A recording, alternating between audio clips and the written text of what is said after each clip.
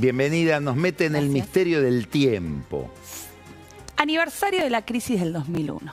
Así que me parece una buena excusa para que veamos cómo se resetea la Argentina en el 2001 y qué queda de ese ciclo que se abrió en el 2001. Es decir, yo creo que hay un ciclo entre el 2001 y el 2023. ¿Cómo hace un historiador para periodizar?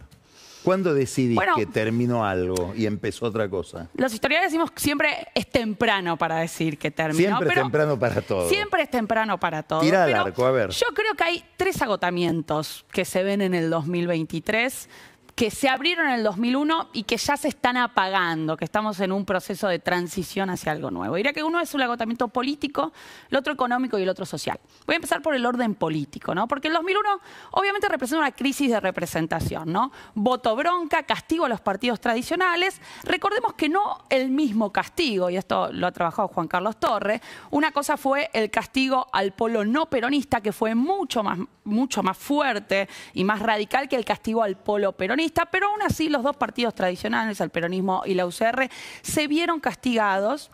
Y el 2001 implicó la emergencia de 2 nuevas identidades políticas y un nuevo clivaje, ¿no? El kirchnerismo, que es el peronismo, pero reconfigurado, resignificado, y el antikirchnerismo representado más que nada por el PRO. Bueno, esos 2 partidos, esas 2 identidades políticas entraron en crisis en el 2023. El 2023 también implicó una crisis de representación, también hubo hartazgo y castigo a los partidos tradicionales. Esta vez al revés que en el 2001, porque el castigo fue mucho mayor para el polo peronista, para el kirchnerismo, que para el polo no peronista en términos de pérdida de votos. Y con otra diferencia, que es que el voto bronca, que en el 2001 se había expresado en votos blancos y nulos, en el 2023 se canaliza a través de la figura de Javier Milei. Entonces eso te cambia el clivaje que se había abierto en el 2001. ¿Por qué? Bueno, porque tenés un nuevo partido político, que es La Libertad Avanza, una nueva identidad política que te abre una división diferente en el orden político y que tiene, o que tuvo en estos 2 años a todos los partidos bastante desorientados para ver cómo reconfigurarse o pararse frente a ese nuevo actor. O desaparecer. O desaparecer, o ser absorbidos, ¿no? Como le está pasando al PRO. Ahora, ese agotamiento político, ese cambio en el orden político, y esto lo ha planteado Pablo Semana en el libro Está entre nosotros, es un poco síntoma de un agotamiento en el orden económico y social, que me parecen, siempre es más difícil de ver eso para un historiador cuando es tan reciente, porque el cambio político se da más en el tiempo corto, el cambio económico y social se da en tiempos de mediano y más largo plazo. Ahora, en términos económicos, ¿qué se abre en el 2001 y qué es lo que se agota? En términos económicos, la crisis del 2001 dio lugar a, podríamos decir, un modelo económico mercado internista, muy similar al de la primera, al del primer peronismo, mercado internista, proteccionista, y que pone al Estado en el centro como agente de desarrollo económico. Es decir, el Estado, digo, esto llega a su paroxismo con la idea de el Estado te salva en el momento de la pandemia. Bueno, esta idea económica y este rol del Estado es lo que entra la controversia principal que se abre en el 2023. ¿Por qué? Bueno, lo que estudia Semán y todos los autores que están en ese libro es cómo ya desde el 2020, 2021 empezás a tener amplios sectores de la sociedad, no sectores altos, medios, bajos, que empiezan a decir el Estado no te ayuda, no te salva, sino que te obstaculiza. El Estado no te provee los servicios que dice proveer, no garantiza los derechos que debería garantizar y por ende el Estado se convierte más en un obstáculo que en un agente del crecimiento, ¿no? Entonces ahí ya hay un nuevo orden que se está conformando donde el Estado empieza a tener otro rol o se espera que tenga otro rol y el mercado viene a ocupar nuevamente un lugar preponderante. Ahora,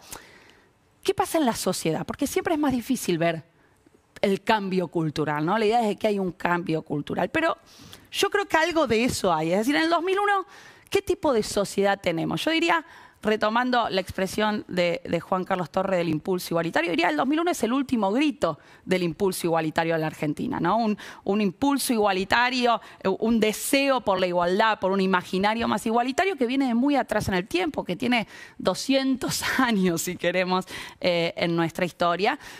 Y el 2001 con toda una lógica comunitarista, por momentos romantizada en ese imaginario, lo vemos, por ejemplo, como en el 2002 con los clubes del trueque, las distintas alianzas entre sectores populares y clases medias, las organizaciones sociales, el movimiento piquetero, es decir, todo un entramado de acción colectiva que para el 2023 empieza a agotarse. Y ahí me gusta mucho esta idea que está en el libro de Semán, de que de que lo que empieza a haber es un impulso más individualista, mucho antes del 2023. El 2023 es la expresión de esto, pero ya del 2020, 2021 empezamos a tener a sectores que se piensan a sí mismos como cuentapropistas, que creen que el desarrollo, la mejora de cada una de las personas va a venir individualmente. Es decir, no es la acción colectiva lo que te va a ayudar a salir adelante, sino que es el mérito propio, el esfuerzo propio, el trabajo propio, y necesitas concentrarte en una subjetividad mucho más individual para lograrlo.